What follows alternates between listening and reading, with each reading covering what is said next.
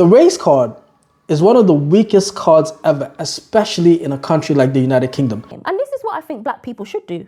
Yeah. At the highest levels, we need to strategize. Yeah. Like, help each other. I need your help. I need it. Like, Ian's influence can, you know. Ian Wright doesn't owe you any favors. I fully expected Ian to use his influence to keep me in the game.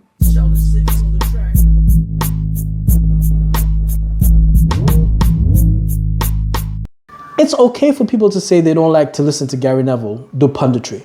It's okay for people to say they don't like listening to you do punditry, Eni. The problem is, and the difference is, and this is a fundamental difference, is that when it comes to you, Eni, an automatic dislike for the way you do punditry automatically equates to racism.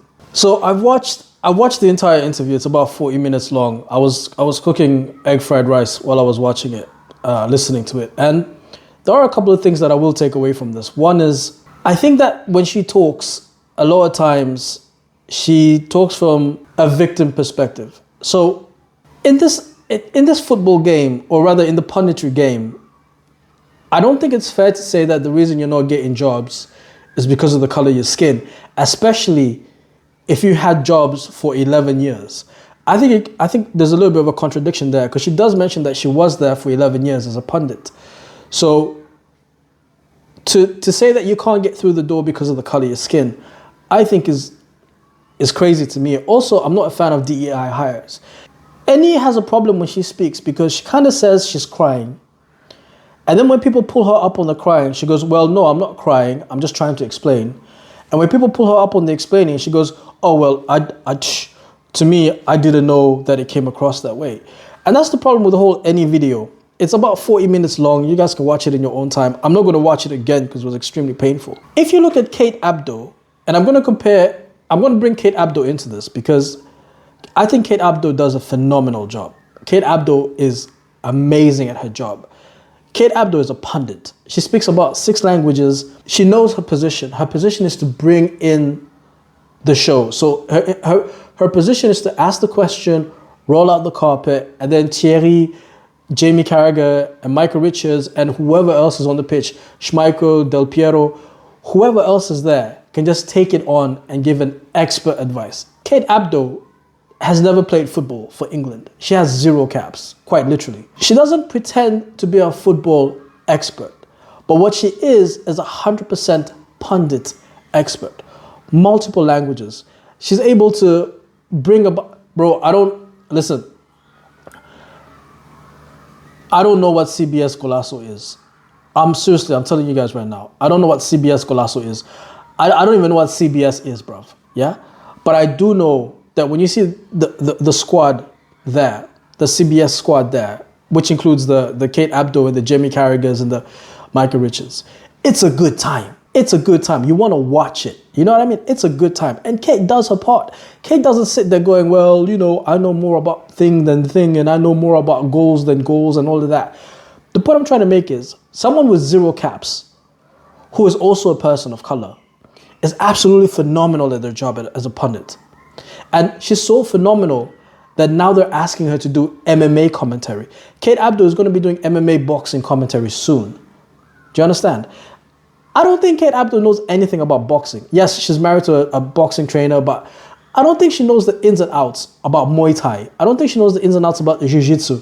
I don't think she knows what an Americana is, what a guillotine is, what an omoplata is. I don't think Kate knows any of that stuff. But Kate will play her position as a pundit. And this leads to my point when it comes to Eni. The fact that you have all of these caps doesn't mean we want to see you on TV. It's got nothing to do with your race. It's got nothing to do with your physical appearance. You know, because trolls like to troll. Don't let it trigger you. You'll see later on in the interview, she says, I don't want to come back to England. It's a bit too toxic.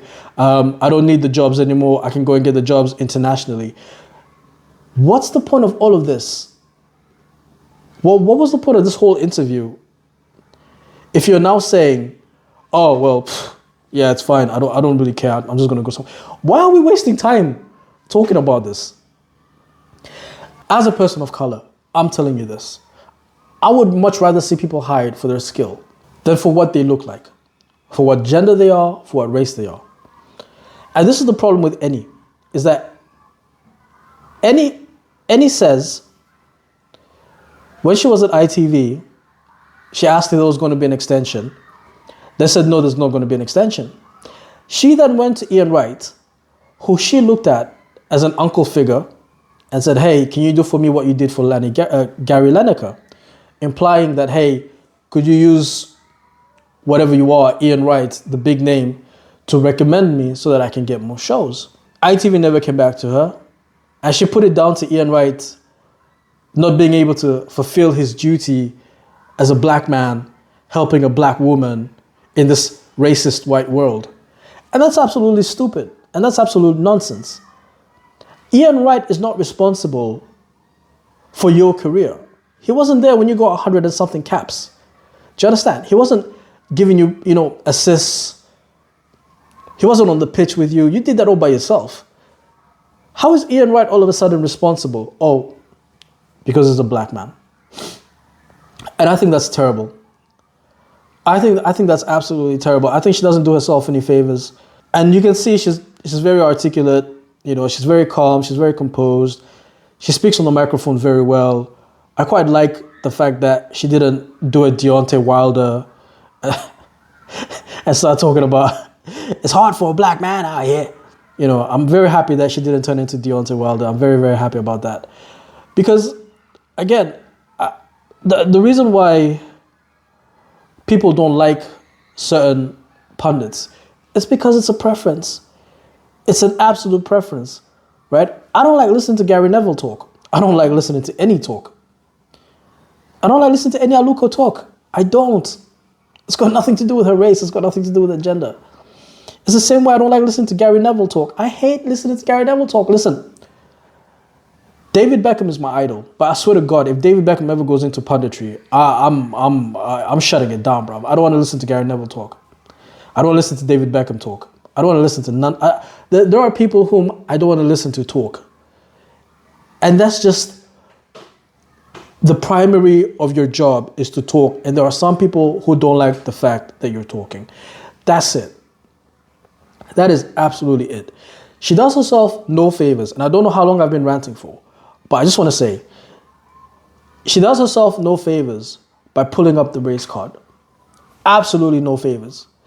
The second thing I want to talk about is, she said that women should be commentating on women's sports. I'm paraphrasing, but she's basically implying that women should be at the forefront of women's sports, and that male figures like Ian Wright shouldn't be at the forefront of women's sports. But what she doesn't understand is, if a brand is not doing too well, and the brand needs global recognition, and the brand needs a bit of a push, what the brand will do is they will go and collect somebody that's got that push, that's got that momentum, that's got that name, and include them in the brand. Celebrities do it all the time. Celebrities don't particularly care. Ian Wright is a household name. Say what you like about him. Be a fan, don't be a fan, whatever it is. He is a household name. Women's football is on the rise, and it needs a little bit more of a push. And they bring in somebody who's got a household name to say, hey, actually, I approve of this football. It's not that bad. My name is Ian Wright, and I approve of the message. So now everybody's going to gravitate towards women's football and be like, you know what? If Ian Wright says women's football ain't that bad, hey, you know what? Maybe it ain't that bad. I like this. That's the reason why Ian Wright is there. It's not because he's a man. It's not because he's black. No. It's because the sport needs a household name to say, this isn't that bad. Come and watch it. Do you understand? So to her point, let's take Ian Wright out of the equation. If she says women should be at the forefront of the sports, for women's sports, then by that logic, or by that argument, women shouldn't be anywhere near men's sports, but they are. And we call it equality and fairness. When you put a woman in a men's sport, we call it diversity. So why can't we have it the other way around? I'll go back again to Kate Abdo. Kate Abdo works because Kate Abdo plays her position. Kate Abdo is a female in male sports. CBS Golazo goes viral almost instantly every single Champions League game.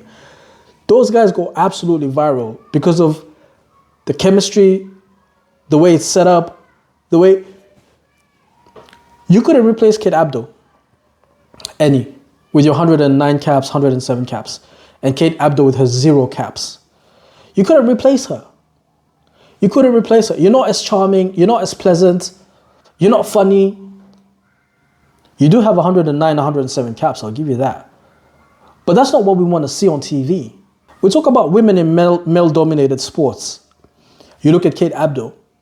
Kate Abdo plays her position phenomenally well. She sits there, she introduces the team, she gives some stats which the producers obviously hand over to her prior to the show beginning. She reads the stats, she looks across the room, she says, would you guys like to comment? She brings the show in. When people are getting crazy, she brings it in. When people are getting loud, she brings it in. When it's time to crack it, she controls. Kate Abdo is absolutely perfect. And the fact of the matter is, no one even notices that Kate Abdo is a woman. On CBS Golazzo, nobody even notices that, yo, listen, it's almost like she's part of the team. It's almost like the chemistry is there. 109 caps, 107 caps, whatever it is, I keep getting it wrong. Congratulations. But that doesn't mean... Can you imagine Eni Aluko? I'm butchering her name, but can you imagine Eni on CBS Golazzo? Can you imagine her replacing Kate Abdo? Yo, the ratings would tank. The ratings would tank. Woman for woman. Woman of color for woman of color. The ratings would tank. Absolutely tank on CBS Golazzo. It's a bit of a shame that she had to bash Ian Wright in order for us to be here today. But Ian Wright doesn't owe her any favors. And even in this instance, it was a long interview, guys. It was like 40 minutes long, man. Shit. Luckily, I was cooking. But in this instance, she then backtracks and says, well, no, I didn't mean that about Ian Wright. Yeah, but you said it. More importantly, Ian Wright doesn't owe you any favors because you're black and he's black. It's not because you're black, Ian Wright's black, that all of a sudden Ian Wright owes you. That's the dumbest thing I've ever... The mathematics of it all is the dumbest thing I've ever heard.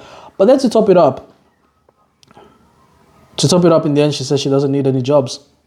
So what's the point of all of this? Anyway, guys, I don't want to spend too much time on Eni. I honestly think it's a dead topic. I honestly think it's a boring topic. But please comment, like, subscribe. Tell me, does Eni have a point? And, oh, yeah, let's do this. If Eni Aluko replaced Kate Abdo on CBS, how long do you think CBS would have before the show absolutely tanks?